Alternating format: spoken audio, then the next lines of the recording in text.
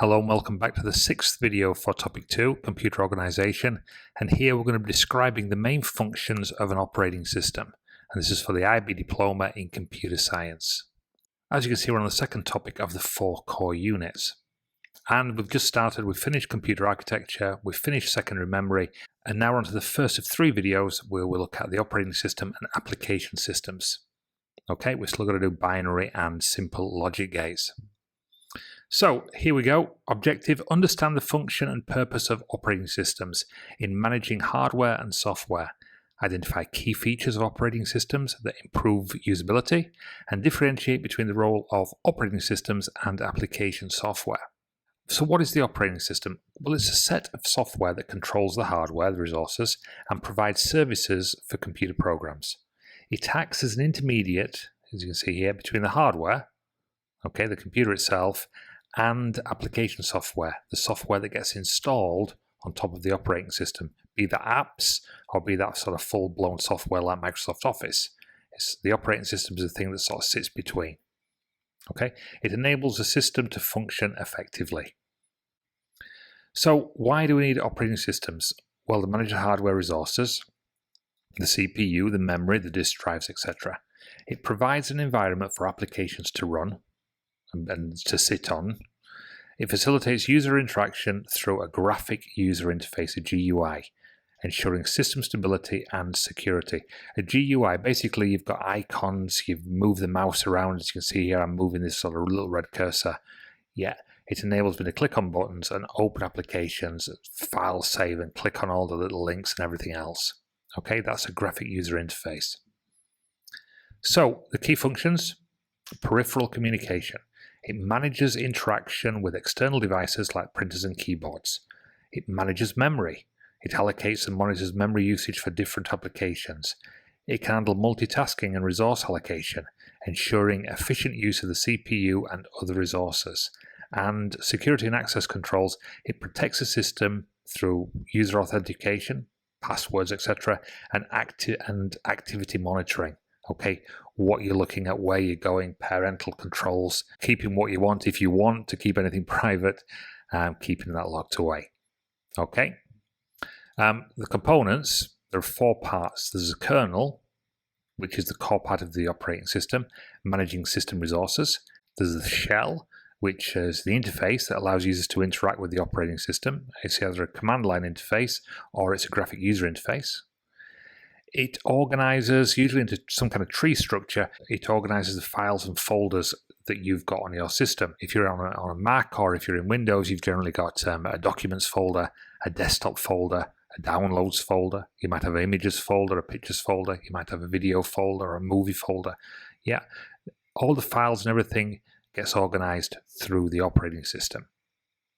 Okay, device drivers facilitates the communication between the operating system and the hardware devices. Types of operating systems, you can see here, we've got desktop operating systems, Windows, Mac OS, as you can see here, Ubuntu. You've got Android and iOS for mobile phones. You've got server operating systems, Windows Server, Linux Server for joining computers together. And then you've got embedded operating systems, usually found on things like your smart TV, and Internet of Things devices, okay, IoT devices. So what is the difference between application software and operating systems?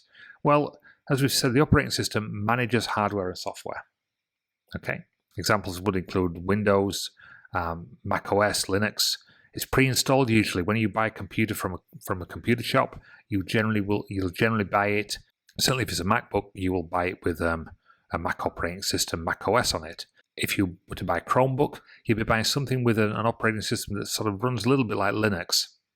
Okay, and of course, if you're buying a machine, and then of course other PCs would have a Windows installed. Installation, yeah, pre-installed. Obviously, the application software you would install on top of the operating systems, as we mentioned.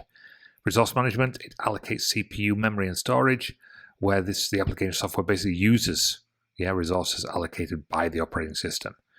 User interaction, the operating system does provide a graphic user interface or a command line interface, and again, the application software would utilize this interface. Okay, certainly in the case of a graphic user interface. Okay, so what is the role of the operating system in terms of modern computers? Well, it does enable multitasking, allowing multiple applications to run simultaneously without conflicts, multiple documents to be worked on, copying and pasting from one document to another. Networking, it manages connections to the network, it facilitates resource sharing and communication, it provides security in terms of logging on to different networks. And as we just mentioned here, security and stability, it protects against unauthorized access. It might have an inbuilt firewall or some kind of virus checking software, and manages system errors. Okay, so key features, again explained: the peripheral communication, it manages devices like printers and monitors. I think we've mentioned that before. Ensures smooth operation and integration of hardware with the software. Memory management, it does keep track on memory allocation. It prevents memory conflicts and maximizes efficiency. And multitasking, which we did mention before, shares CPU time between running applications, enables users to switch between tasks seamlessly. Okay, so why is it important? Well, here you can see an old example of the macOS operating system. I'm not sure which version it is, but yeah, macOS. It's just icons. It's the same on an iPad, it's the same on an iPhone. Easily recognizable icons that you click on and it will take you to the application. The operating system is the thing that sort of configures this and houses these, provides the taskbar across the bottom for quick access, provides this sort of layout, provides wallpaper in the background. Okay, providing buttons, menus, windows, icons, etc. Okay, Windows, of course, has a start bar across the bottom, but it looks very, very similar. We can configure it to have icons and folders and files on a desktop environment. Obviously, the benefits: it simplifies interaction, reduces the learning curve. People can sort of load this and get straight into it. Okay, and improves productivity. The evolution of operating systems. Well, back in the late 70s, early 80s, we did have a command line interface based on MS-DOS, some of it CD / and this, that, and the other, to sort of open files and folders in sort of purely a text-based environment. The modern operating system, of course, the graphic user interface-based systems, has advanced features with touch support and now voice recognition. You can talk to the operating system and get it to work.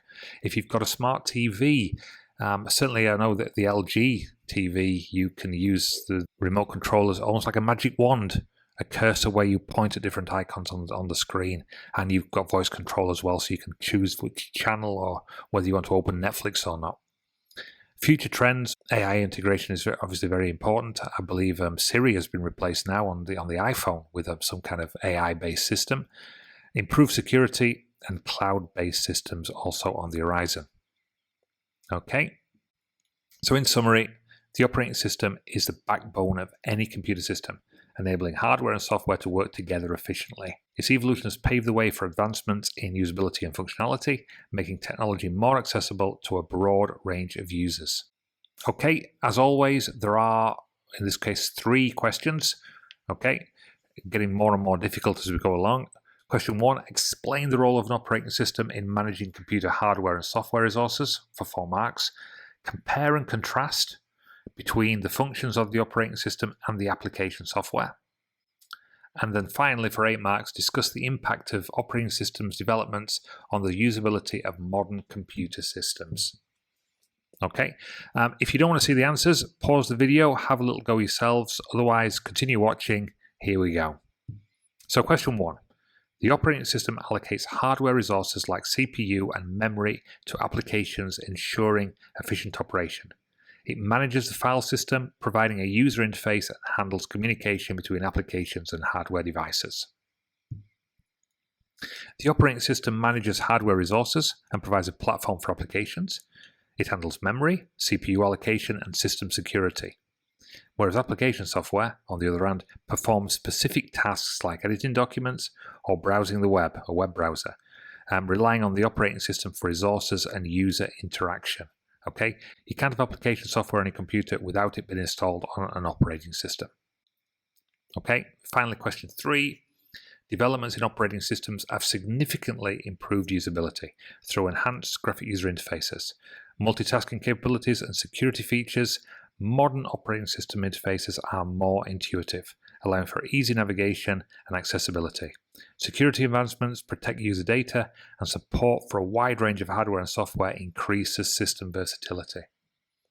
Okay, that is it for this video. Thank you very much indeed, and I will see you next time. Bye for now. Please continue to ask questions, leave your comments, hit notifications, and please subscribe. And finally, if you wish to buy me a coffee, I'd be truly grateful. Please visit buymeacoffee.com/learning zone. Thank you very much indeed. See you next time. Bye for now.